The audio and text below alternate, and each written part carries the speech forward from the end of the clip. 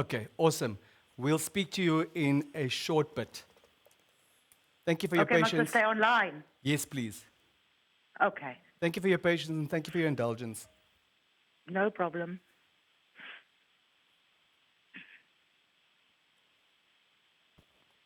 Oh, okay.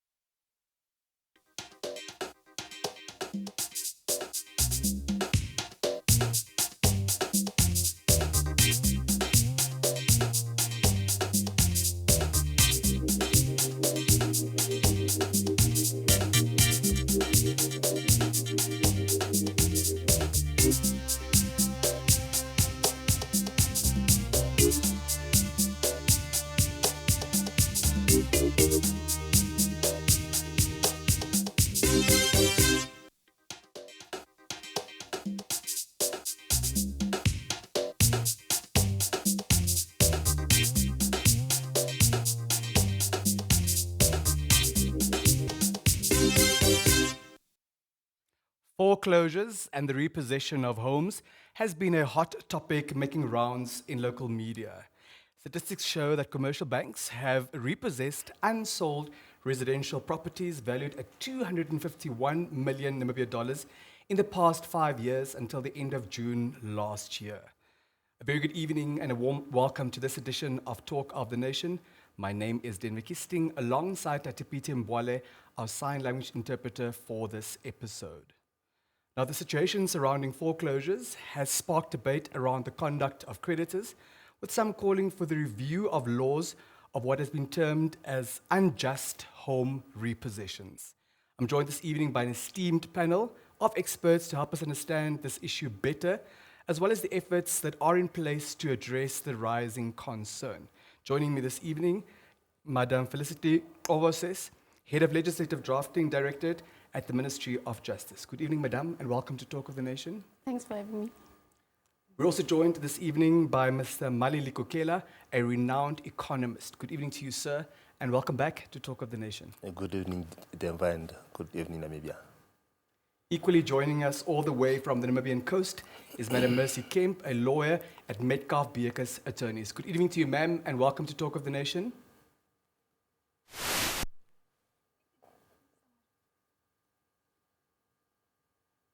Madam Kemp, are you there?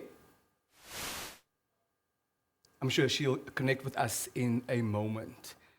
Please note that the Namibian Broadcasting Corporation did invite the Bankers Association of Namibia, but the invitation was declined, citing short notice.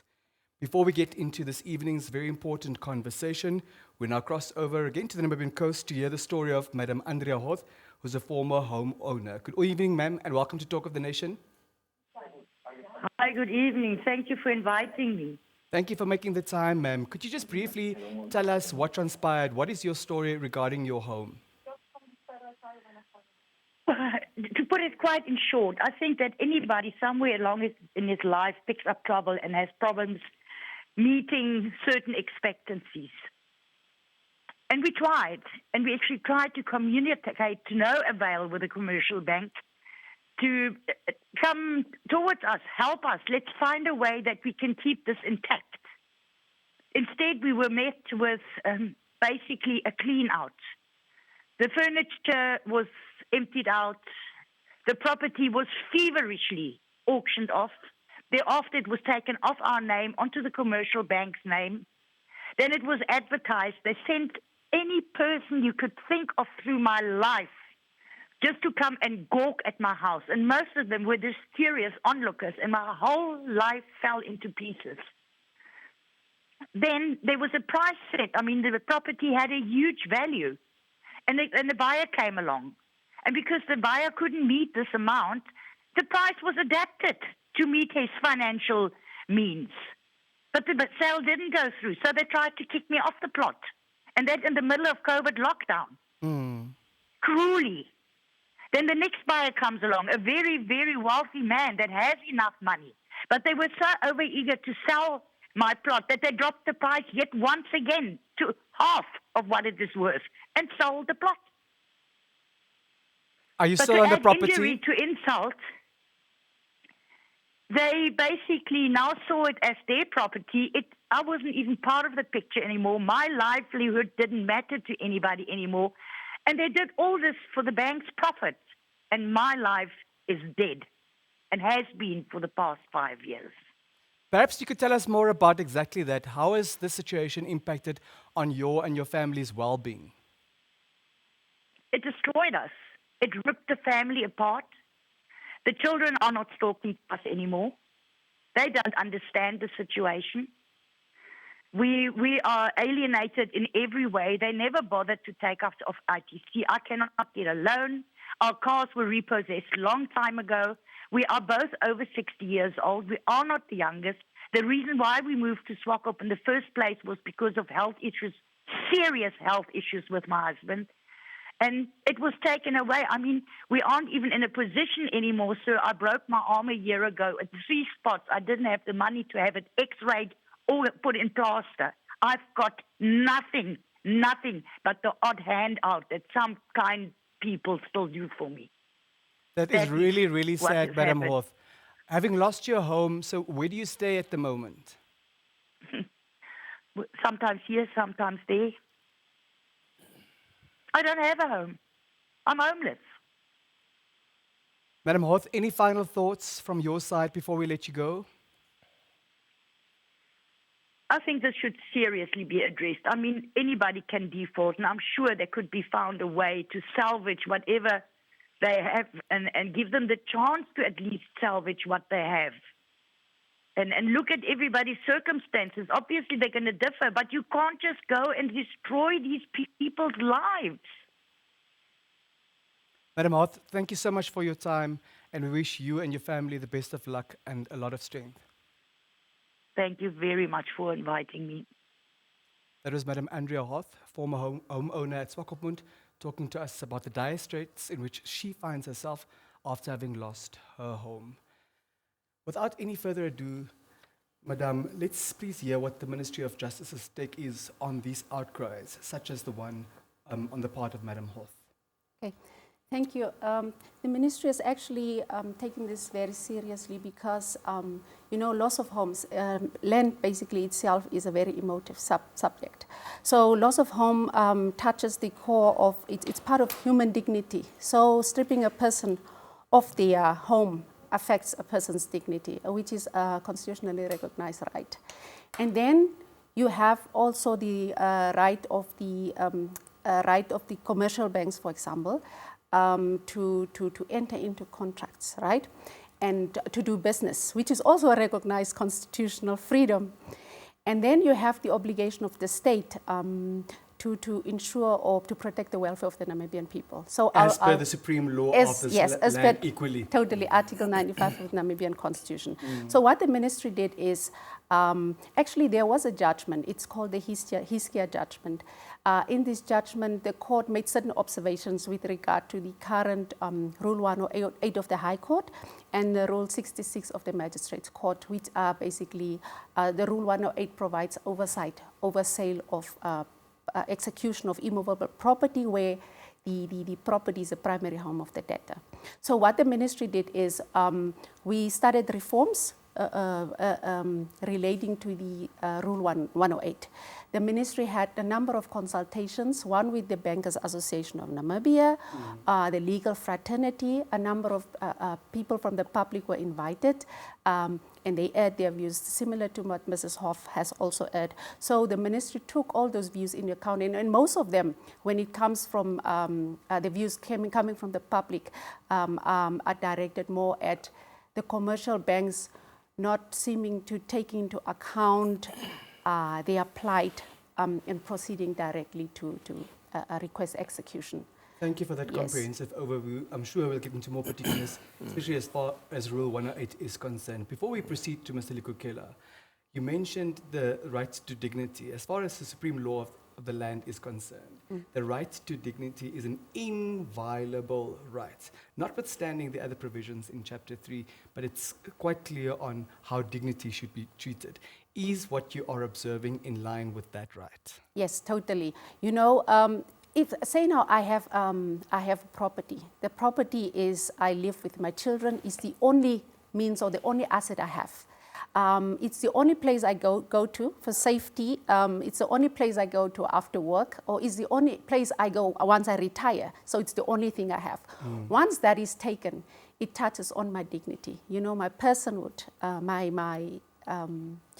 yeah. Thank you so much. Mr. Likukela, what is your take on what we've been observing and seeing and witnessing, especially in the media, as far as the repossession of homes is concerned? Well, thank you very much, Denver, and listening to the homeowner who just spoke to us a while ago, it really compels me to liken what is happening currently between commercial banks and homeowner as a case of David and Goliath. While we live in an economy which is guided by principles of capitalism, where profit is the main motive, I think entities such as commercial banks have a moral obligation to exercise lenience to the other party that is becoming weak in the transaction. And in this particular case, the lady who have lost her house have become weak due to factors that are beyond her control. And if the banks would have exercised more lenience, more understanding, despite the fact that they are profit-driven, I think this situation would have been averted. And I want to say this very loud to say that there are a lot of stakeholders that must come to the table to look at this issue. We have commercial banks, we have customers or clients. With the commercial banks, they have got tons and tons of protection, tons and tons of insurance to protect their end of the bargain. Where is the protection for the clients? We hear of consumer protection. Where is it? Who is supposed to ensure that I, as the weaker part in the transaction, is protected? So we are not saying, as concerned as we are not saying that the banks should be charity organizations. We are saying that the people or the institutions that are responsible for ensuring that there is a fair and level playing field must come on board. And I'm talking here of institutions such as the Bank of Namibia, which is the regulator and supervisor. What are they doing to protect the clients such as the lady who have just lost her house in a situation which is beyond her control? The lawyer here spoke about dignity that has been impacted. That is a very serious issue. And so what we are saying from an analytical point of view, what we are saying is what the lady have said is just a tip of an iceberg. There's millions of people that are sitting with this issue who might not have an opportunity to speak out. And this must be a wake-up call for everybody that is involved. Thank you very much. Allow me to play the devil's advocate for a brief moment. If a person of a sober mind enters into an agreement with an entity in terms of which their deal gets financed, in this case a home, and the person is unable to honor their agreement, what are the repercussions that should follow ordinarily? Number two, where does one draw the line? Given the present economic climate, almost everyone seems to find themselves in dire straits. Yes, thank you. Let me start with the last one. To be fair, not everyone is in dire needs. The banks are okay. They have no reason to be extremely to the rule. the Bank of Namibia have just released a financial stability report, and it confirms the profitability of the bank. It confirms there is no risk to the commercial banks for them to be hard on clients. So in this particular case, the customers or the clients are the ones that are in dire needs, not the commercial banks. And so they have got space. They have liquidity. They are adequately capitalized. They are liquid. They have a lot of provision. Why can't they extend a bit of lenience? The Bank of Namibia have been speaking about payment holiday. Where are they? So what I'm saying to your answer, to your question, is to say that yes, in a transaction, obviously one party will default for one or this other reason. But in this particular case, we put in context, the client who have been hardly hit by COVID are in a precarious situation, and the banks which have not been touched, the numbers are there. Thank you. In fact, so we are saying that they are the bigger one in this case, and they can exercise more to make sure that the transaction or the business deals are sustained. Thank you very much. Can I add on that? Just one moment. Madam Kemp, are you there? Yes, I'm here. So sorry about earlier. We seem to be having a technical difficulty. No problem. Technology is a great friend, but they're not a consistent friend. Exactly. We do know that Metcalf Beeker's attorneys has been representing a number of these clients finding themselves in murky water. What is your take on the increase in foreclosures and repossessions that we are witnessing? You know, honestly speaking, Denver, it is quite frightening and concerning when you are in the High Court on a Friday and you witness up to 10 to 15 cases of just applications made by commercial banks to sell the defaulters' homes. And we know for everyone, the Namibian dream is to, at some point to own a home. And the way that matters are going now, with all these applications currently before the court, that dream seems pretty bleak, especially for us youngsters who would want to one day at least own a home. So the situation, it's quite heartbreaking, and I encourage everyone, at least on a Friday, to go sit in court and just to observe the proceedings there. It really is heartbreaking and concerning to witness that. Now, one of the interventions that your firm has embarked upon is to engage the central bank to review the loan policies. Talk to us about what the main challenges are and what you would like to see happen. Well, the main challenges basically is that the banks, the courts have to consider the competing interests of both the commercial banks as well as the debtors. But unfortunately, that position is quite, it's an uneven bargaining experience. You go into the bank, you sign agreements, you don't even look at the agreements. So obviously when the situation arrives or some difficulty arises and you can't afford your home loan anymore, it's irrespective of whether you've been paying this house off for 10 years or for 15 years, when, like in this instance, when COVID strikes, your salaries cut with 50%, you might be retrenched, you simply cannot afford it. And then now you go into arrears with maybe $10,000 or $20,000. And the bank is entitled, in terms of the agreement that you've signed, to obtain judgment against you. So the next step after that judgment is obtained against you is for Rule 108 application to be done. And the bank has the first option to sell the house before they can even consider anything else, because there's a bond on the property.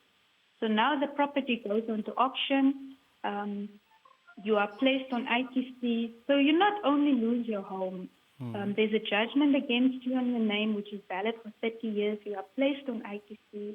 You won't be able to borrow money again, and you still end up owing the bank, because it's not to say that if they sell the house that the debt will be extinguished.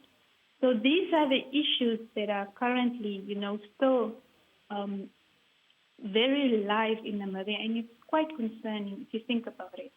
Let's have regard to the mandate of the central bank. What operates within its ambit to address those concerns that you are raising?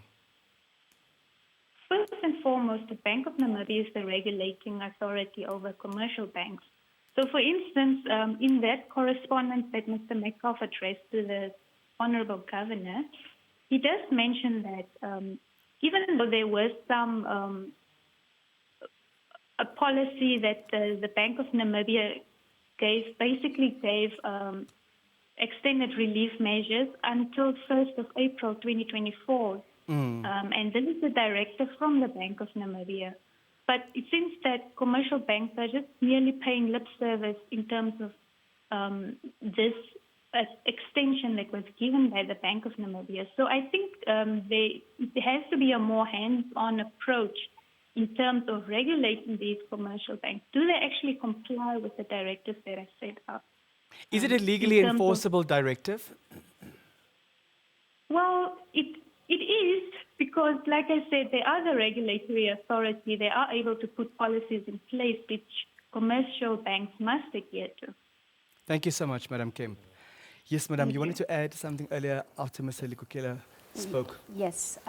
So I wanted to say, in the transaction, or in this specific transaction, you have the debtor, who is the person who goes and takes out a loan at the bank, right? And then you have the bank, who is the creditor, right? And then you have government. So I think there are like three parties, right? Now the bank, when it enters into agreement with you, I just don't want this to seem like, we're targeting commercial banks. But what we are saying is, yes, the commercial bank has entered into agreement with you. They've given you a loan to buy a house, right? They have a right to recover that should you default. I think we must not shy away to say that. They have a right to recover whatever is due to them. Provided you entered into this agreement and you were of Yes, sober mind yes. and there was consensus. Yes. And the intention existed to enter into this agreement. Absolutely. And then you have the debtor. Now, when you think of the debtor, you're not just, and when you talk about a primary home, you're not just talking about a specific individual. You are including their children, their expanded family, they're just their circumstance. So everybody else will be affected. The society, the prevailing circumstances, you lose a job, something happens and you can't pay. And then you have the state. What role does it play in this whole transaction? On the one hand, in Namibia, we don't have the right to housing, but this is part of state policy principles under Article 95.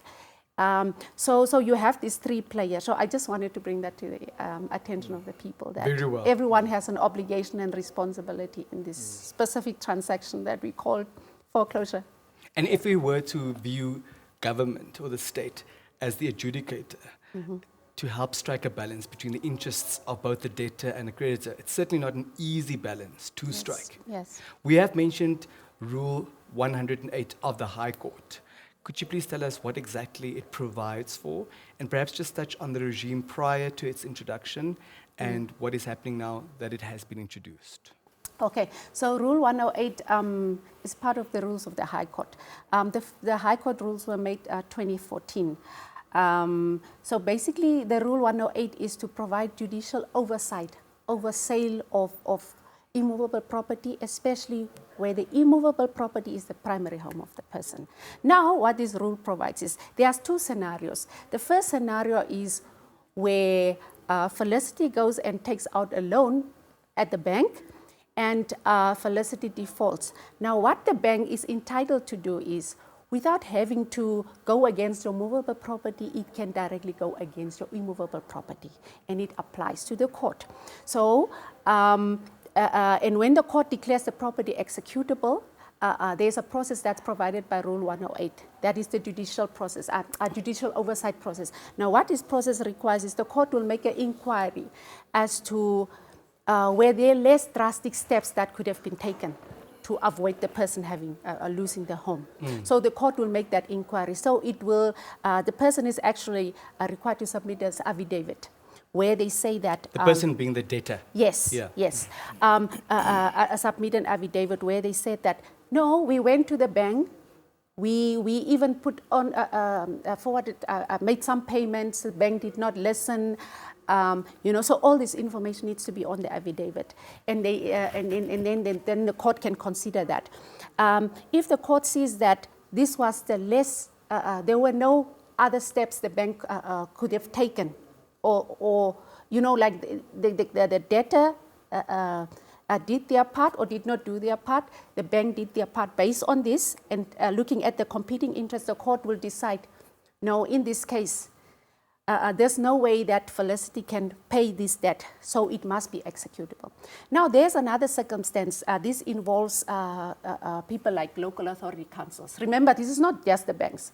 Once you owe on rates and taxes, say now on the rates and taxes are 50,000, the local authority councils equally, they go to the bank, and then, but they first have to proceed against the movables. So they will come to my house and see, do I have enough property to pay 50,000? Usually that's not the case. Movable, furniture, movable, yes. or a vehicle, yes. your bicycle. Yes. So usually that's not sufficient, and then they will go against your immovable property. In the event that you still owe on that immovable property, namely your home, yes, does the local authority have the right to ask the court to attach that very immovable property, yes, notwithstanding the fact that you also still owe the bank on that immovable property? No. In this case, it will be, say now the property, if the property is mortgaged, right, that means it belongs to the bank. So the local authority council cannot, but say now, if the property is my property, I've paid it off. I've right? inherited it. Yes, so they can proceed against that property. So you have these two instances,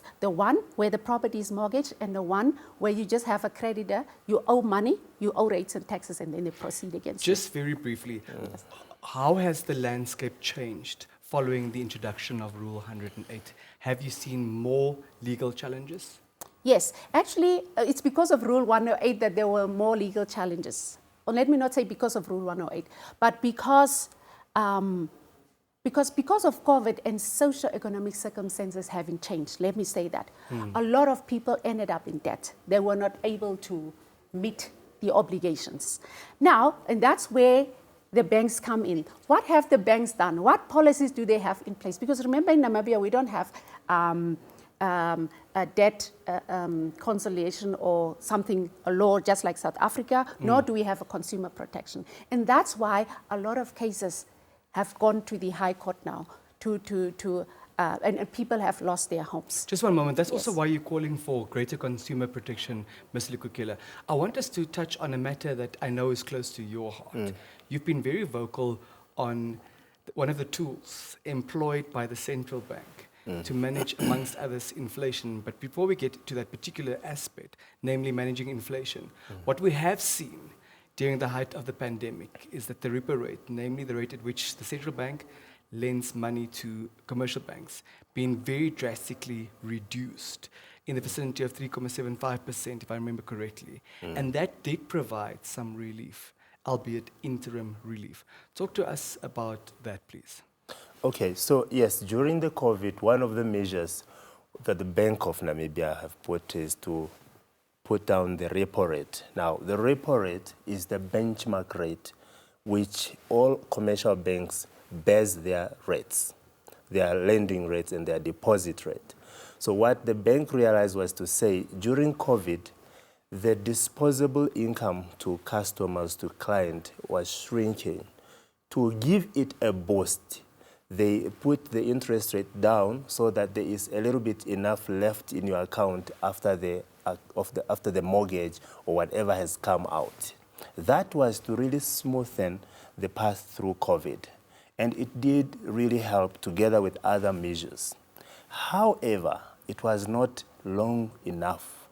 Immediately, when there were some signs of improvement in COVID, the Bank of Namibia immediately started increasing faster than they reduced it. And that did not give clients or customer enough time to adjust. That brings us to a very important point. Very interestingly, the governor of the central bank, during the most recent Monetary Policy Committee announcement, shared with those of us who may not have known this at the time, that in the event of the central bank adjusting the repo rate upwards, the commercial banks are under no obligation to immediately adjust their prime lending rate upwards as well. How are we to understand that statement? What that statement basically means is to say that the Bank of Namibia does not have the power to force commercial banks to do what's supposed to be done. Let me put this in perspective. Please. The Bank of Namibia is the regulator and the supervisor. Regulation means they make regulations, including adjusting interest rate policy. Supervision means they make sure that these entities are doing exactly as they are supposed to. Now, if the governor comes and say, well, we make the rules, but these rules are not enforceable to the people that we are enforcing them on. What does that mean? It means to say that your powers are limited somehow. And this just confirms what a lot of people have been saying, to say that the Bank of Namibia really does have a very limited scope. Whether it's by design, we don't know, which is why the plights of Namibians are not taken into consideration even when the Bank of Namibia decides on the interest rate policy. Hearing you express concern about the power that the central bank has by design or otherwise, what are the options then that are on the table to see to it that the commercial banks come to the rescue, come to the aid, bear the concerns of the consumer in mind? Well, like my colleague here have been saying, what everybody else have been saying, is we need to go back to the drawing board and see, look at the provisions, look at the powers that the Bank of Namibia must have. If they have, why are they not exercising them? Because as the central bank, you are the supervisor and the regulator. Most of these things are not supposed to happen under your watch. Unless, just one moment. Yes, so sir. if the governor says the commercial banks need not adjust the prime lending rate upwards when the central bank adjusts the repo rate upwards, if we saw powers, he would have been able to say, do not adjust the prime lending rate upwards. Okay, so let's maybe put into context why the usage of the repo rate and why this is very important. Over the period that we are looking at, commercial banks made profit, huge profit. The largest chunk of that came from interest rate component. This is the interest rate component which the Bank of Namibia have helped the commercial banks to make profit. Because the higher the repo rate goes, the higher the commercial banks make. Mr. Now, Lukukela, just very briefly, we don't have time to go Yes. into much detail. If the governor says commercial banks need not adjust their prime lending rate upwards the moment the central bank adjusts the repo rate upwards, why is it then on the central bank if the commercial banks do not heed that call, if they in fact on the very same day make that adjustment? No, I'm not sure I understand your question, but the issue here, what I seem to get from you is that the commercial banks react only when it suits them. Right? So what I mean is if the They react the moment the central bank makes the announcement that the repo rate has been increased. because it's profitable for them. Very well. Yes. Thank you so much. Madam Kemp, Yes. I know you've touched on it in broad strokes, but are you able to provide us with a practical case scenario demonstrating some of the challenges, some of the issues, some of the discrepancies as far as the foreclosure processes are concerned? Yes, indeed. We actually have a matter, or I'm busy dealing with a matter currently. Just briefly, the husband was the sole breadwinner, and by some unfortunate incident, he was killed in a home invasion, leaving the surviving spouse with her kids. The main source of income for that household was a tourism industry in the Rongo region. Now, we all know with COVID and the lockdowns, and the client unfortunately could not keep up with the payment. As matter of course, the bank applied for default judgment and they attempted to sell the house of the debtor. Whereas the debtor was offering, because we have to understand, like we've touched on, that Rule 108 applications, what the court primarily looks at is, before we sell the house, are there any less drastic issues or steps that the bank can take in order to recover that debt? Our client actually offered an amount of $8,500 per month to be paid towards the debt. The bank would not consider that amount at all because $8,500 was simply not viable for them. And those are the issues that practically the clients deal with.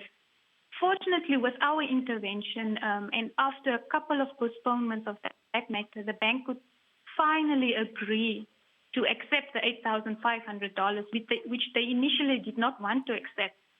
So with a bit of pressure from our side, we could at least get the parties to agree on that $8,500. Now, what about the scenario where parties are unrepresented? The banks simply do not want to, even though there is a provision for less drastic, but they do not want to consider that. And that is the issues practically that we have to deal with. It is only once the lawyers intervene with the bank and actually challenges their application that there is some sort of agreement that the parties could come to at the end of the day. Hearing Because you it's say easier that, to sell a house. hearing you say that, Madam Kemp, what do you then make of the extent to which creditors, namely the commercial banks in this instance, go to accommodate defaulting parties, namely the debtors? Is it your From observation my that they care for the Yes. well-being of the debtors? Well, they simply do not, and that is unfortunately the practical event that is happening currently. You see on a daily basis that you're not sure if it's the bank's attitude, that unyielding attitude to compromise, or whether or not it's their legal representatives. But you see the debtors, they must jump through hoops, they must make promises, they must break their backs just to come up with an offer that the bank want to consider.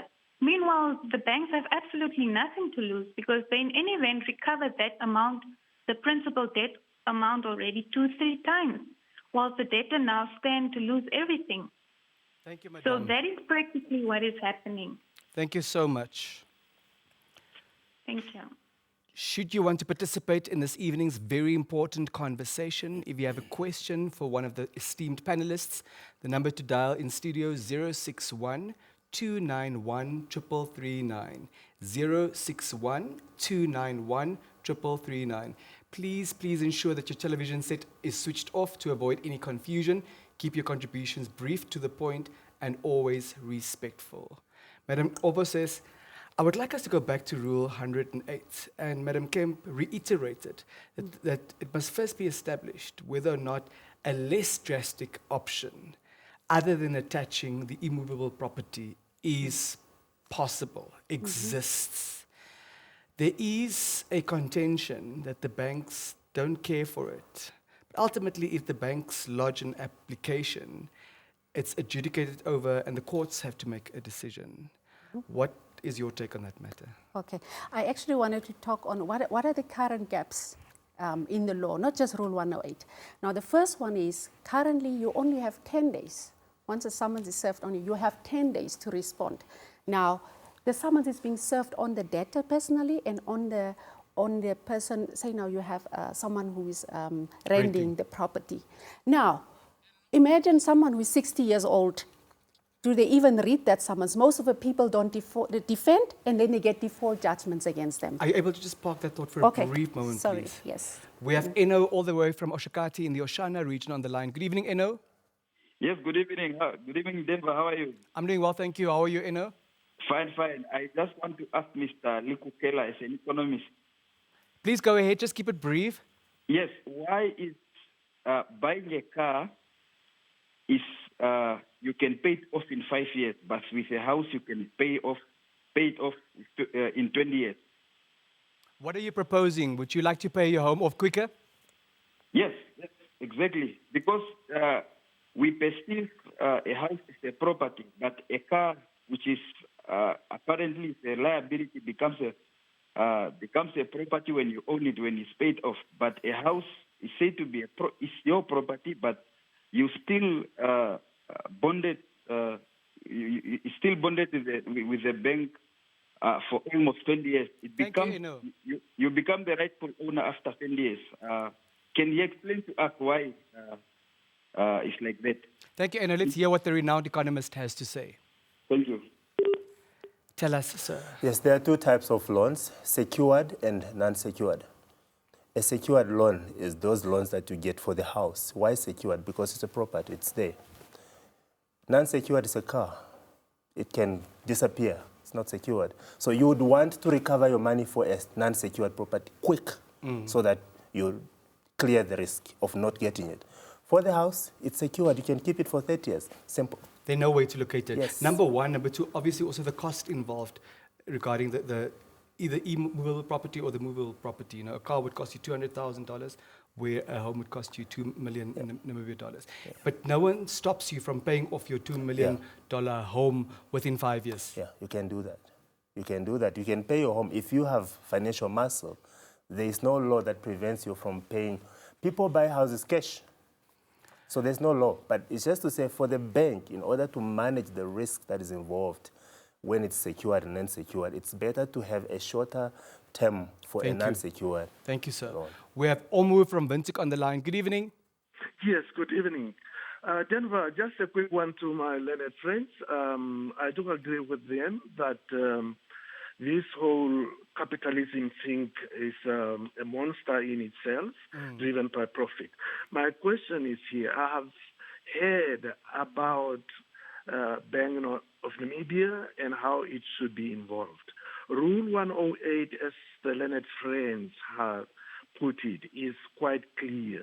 But I cannot pick anything from the regulations or the act of the bank that should make the bank or that makes the bank as a regulator to have a say or to regulate banks when it comes to default.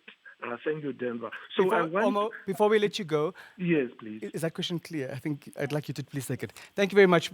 We'll answer the question just now. Okay, thank you. Thank you. Please, madam. Okay, thank you. There's the Bank of Namibia Act, which authorizes the bank to issue certain determinations, but there's not really a clear rule, like he said, when it comes to sale of immovable property, and that is one aspect that we also looked at. Actually, interestingly enough, there's the Banking Institutions Act. There is a provision which allows commercial banks to buy their own property at auction.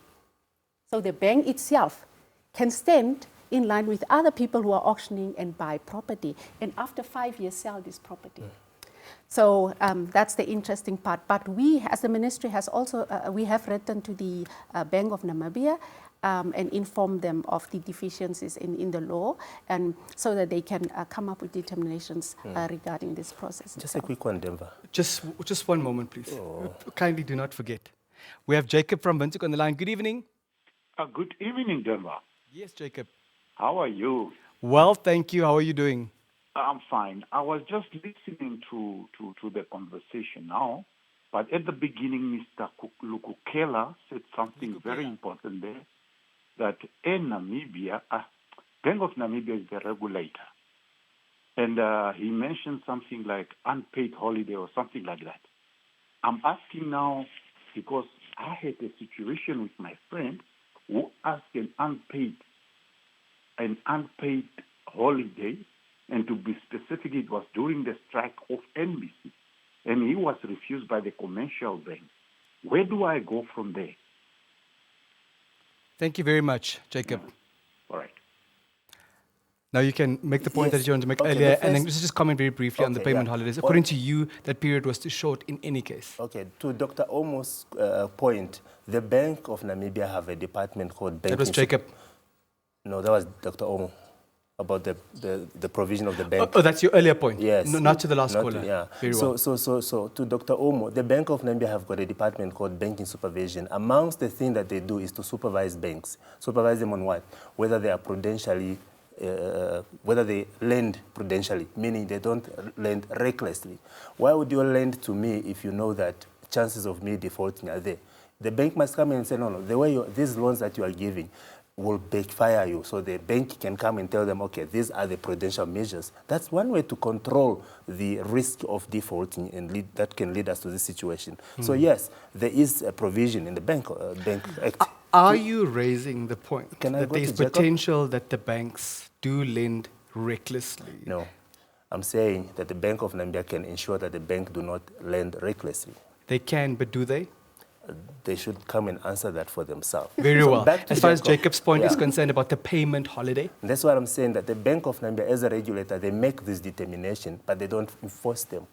At the beginning of COVID, the Bank of Namibia came up with all this list of monetary policy measures, which the bank were given, but they have a choice to either do it or not. And this is what the gentleman is saying. So he went to say, look, according to what the bank said, can I be eligible for this? The bank said, whatever they said. So they make the regulations, but they don't enforce them.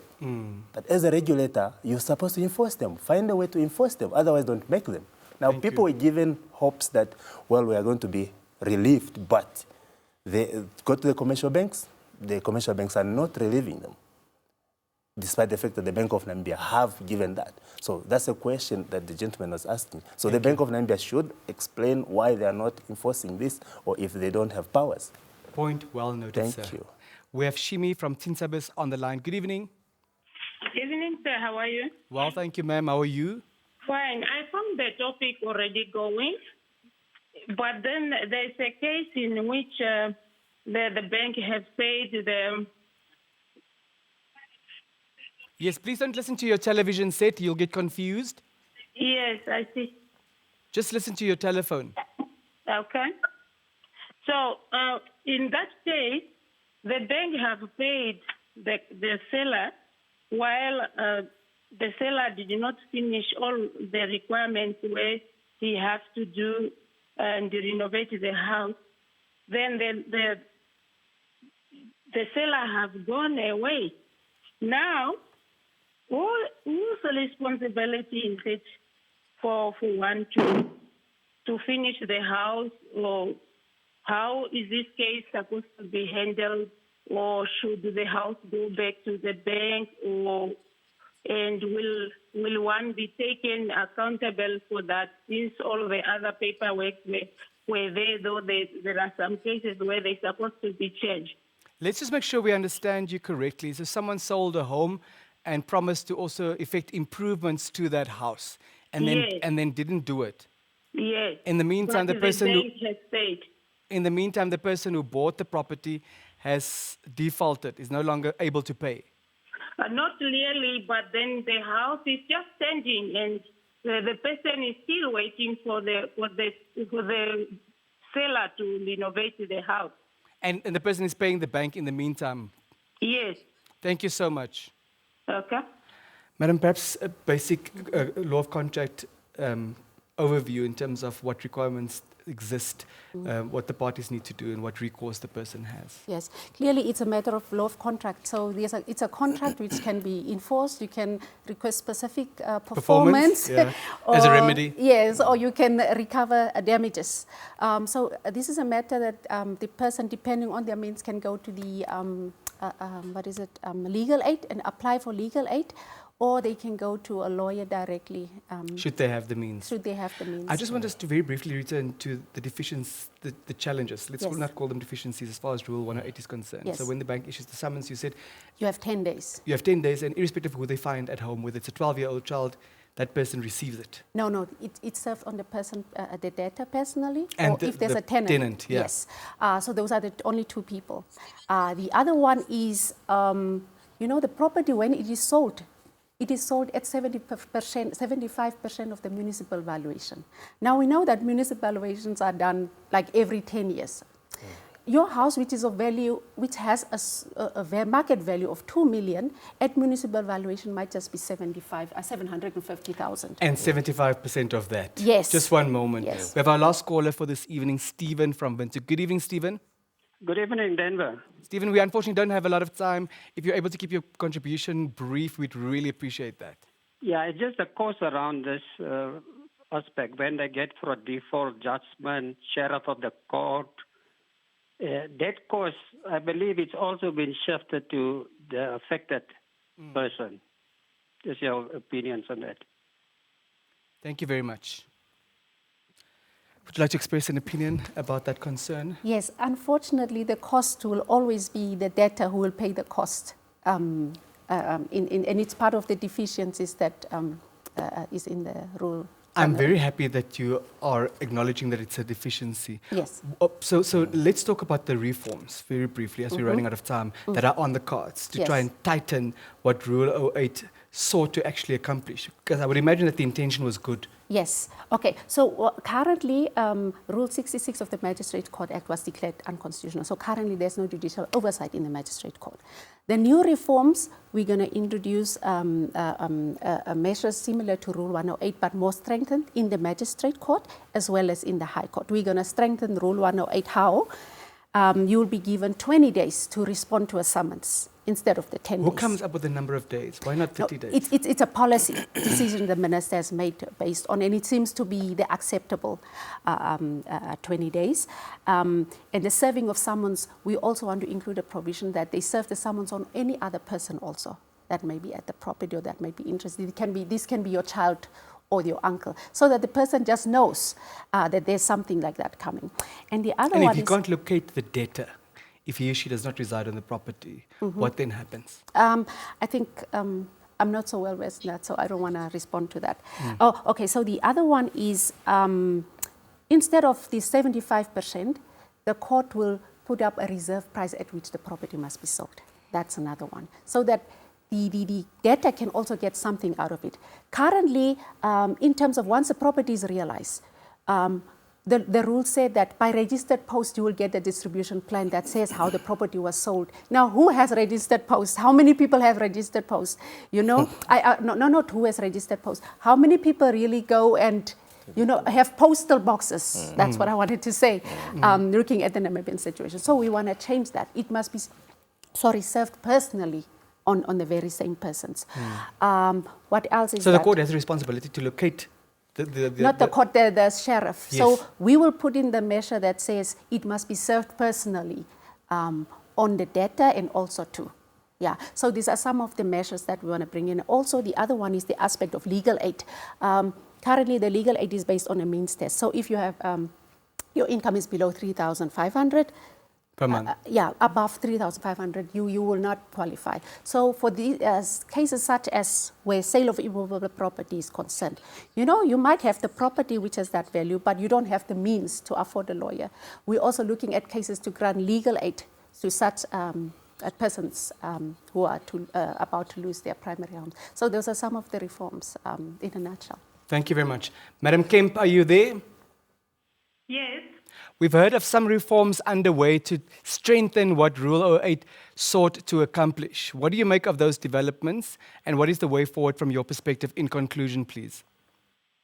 Yes, thank you so much. Indeed, the amendment or the reform is much needed. We've heard from the public as well. In a nutshell, there is a program that Mr. Metcalf has alluded to in his correspondence to the Honourable Governor on 2 May, wherein Standard Bank of South Africa has a program basically called Easy Sell, which basically assists debtors in situations like this.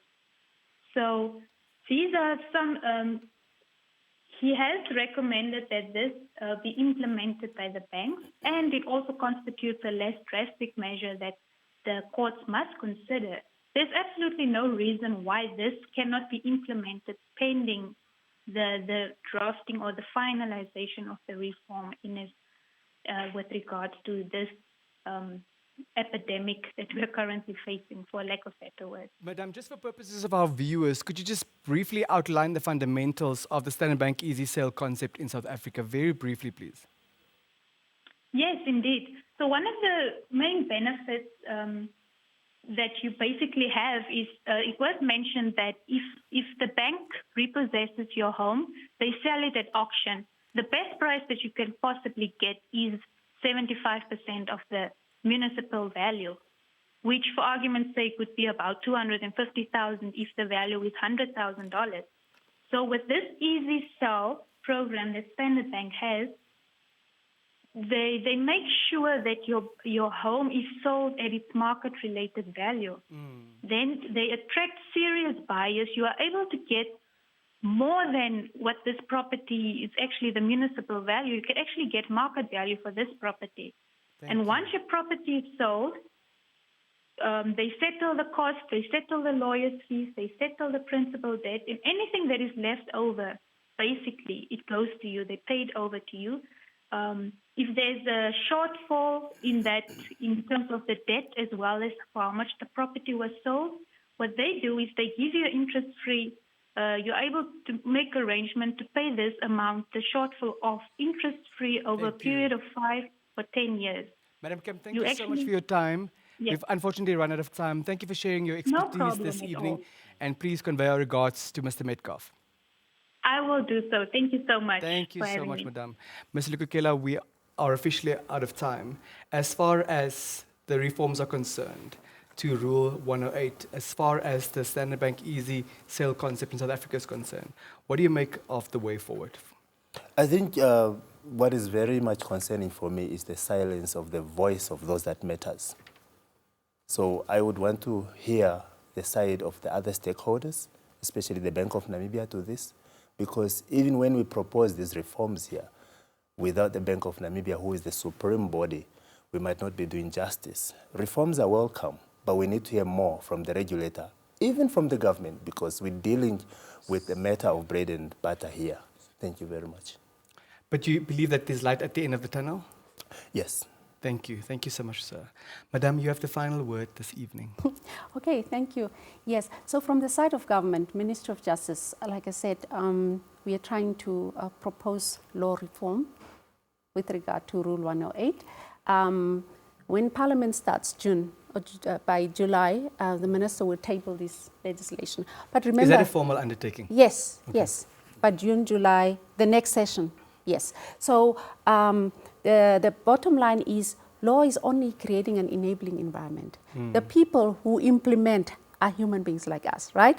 So unless the banks are really serious to take the heat of the society and really come up with the easy, what is the program that Standard Bank has? Yes, the initiative. Easy bank sale. Yes, that they really take the plight of the people and really apply that and really apply their policies that they have, because banks will say that they have before they go to the court, they really go for debt collection and things like that. They but we exhaust don't all the internal policies. Yes, but we don't know whether this is uniformly applied, because remember, these are human beings that are implementing.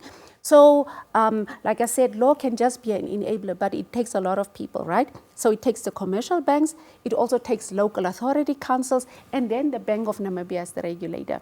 Like I said, we have written to the bank and raised these concerns that you are raising, and we have said that they need to issue determinations in this regard. So we're just hoping that this is done, and that the commercial banks on the other side also really look at how they restructure loans and things like that and take the plight of the people into consideration. Remind us about what is possible as far as costs are concerned. Why must the cost order always be made in favor of the creditor? Cost order? Yeah, so why must the debtor, or the defaulting former homeowner, bear the brunt of the legal costs? Not legal costs. We would say that, say now if the property is sold, or if the properties, whatever, say now the sheriff serves the summons, or it's more to deal with court processes, then that amount will be put on what you owe. Yes, that's unfortunately how it's done. I don't know why, I can't. And the reforms won't tackle that? Because that's more issues of cost relating to, yes, I think I'll have to look at that specific aspect. I've not thought of it, to be honest. Thank you very much. Yeah. Okay, thank you for your time, and thank you for sharing your expertise. Thank you. And that brings to a close this edition of Talk of the Nation. Good night.